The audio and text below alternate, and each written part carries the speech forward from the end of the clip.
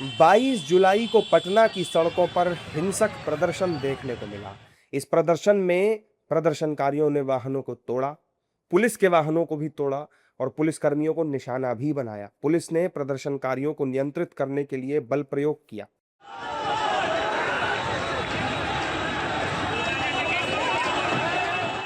हिंसक प्रदर्शन के बाद सत्ता पक्ष और विपक्ष भी आमने सामने आ गए हैं। बिहार विधान परिषद में भी विपक्ष ने सरकार की पुलिसिया कार्रवाई के खिलाफ जमकर प्रदर्शन किया। इसके साथ ही सत्ता पक्ष और विपक्ष के बीच बयानबाजी का भी दौर बढ़ गया है।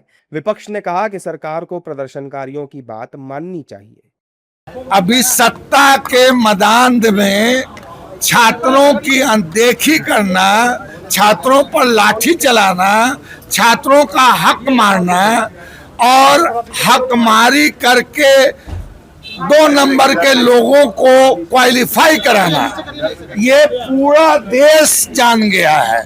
और स्वतः स्फूर्त आंदोलन जो दिल्ली में और पटना में हुआ है, जिसमें किसी पॉलिटिकल पार्टी की कोई भूमिका नहीं है, 74 का आंदोलन फिर से रिपीट होने जा रहा है। ना हम लोग कहाँ स्टूडेंट को भड़काएं। स्टूडेंट को तो भड़काया गया दिल्ली में, जब 1 लाख से ज्यादा स्टूडेंट सड़क पे उतरे हुए थे, उनके ऊपर बर्बर लाठी चार्ज किया गया।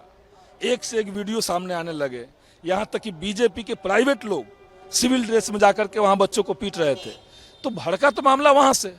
हमने तो सिर्फ यही कहा कि धर्मेंद्र प्रधान का इस्तीफा हो और दिल्ली में बर्बर छात्रों के साथ जो घटना की, बर्बर पिटाई की गई छात्रों की शांतिपूर्वक आंदोलन में, तो उसके खिलाफ यहाँ पे हम लोग प्रदर्शन कर रहे थे।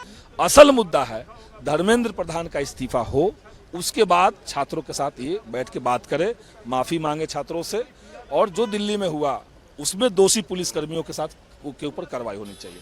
वहीं एनडीए भी विपक्ष पर यह कहकर हमलावर है कि विपक्ष युवाओं को गुमराह कर रहा है। डिप्टी सीएम विजय चौधरी ने कहा कि हिंसा करने वाले असामाजिक तत्वों पर कार्रवाई की जाएगी।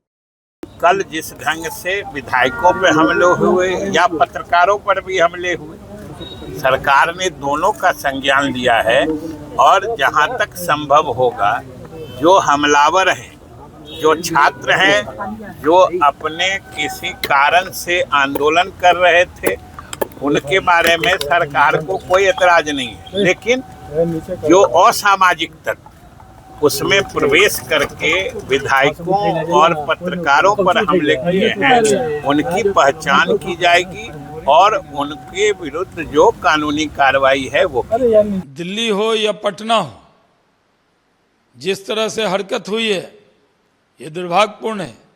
पटना में जिस तरह पत्रकारों को मारा पीटा गया, जिनका कोई कसूर नहीं था, एक तरफ वो कहते हैं कि मीडिया उनको दिखाता नहीं, और मीडिया के लोग गए तो उनके साथ मारपीट की गई। कल छात्रों के समूह में बड़ी तादाद में अर्बन नक्सल और मवाली और गुंडे उसमें शामिल हो गए थे। उन्होंने कानून को अपने हाथ में लिया, कई विधायक को मारा पीटा और आम लोगों को परेशान करने का काम किया है। ये लोग पूरी तरह एक्सपोज हो गए।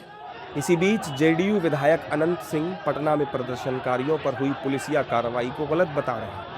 लड़की को जैसे मारा है, वो बहुत गलती हुआ। अगर कोई पागल हुआ है तो कम में हुआ, वो खराब काम किया और उसे करके मारना नहीं चाहिए। पटना में हुए हिंसक प्रदर्शन पर एक्शन लेते हुए पुलिस ने 500 अज्ञात लोगों पर मुकदमा दर्ज कर लिया है। इसके साथ ही पुलिस लगातार लोगों को चिन्हित करके गिरफ्तार भी कर रही है।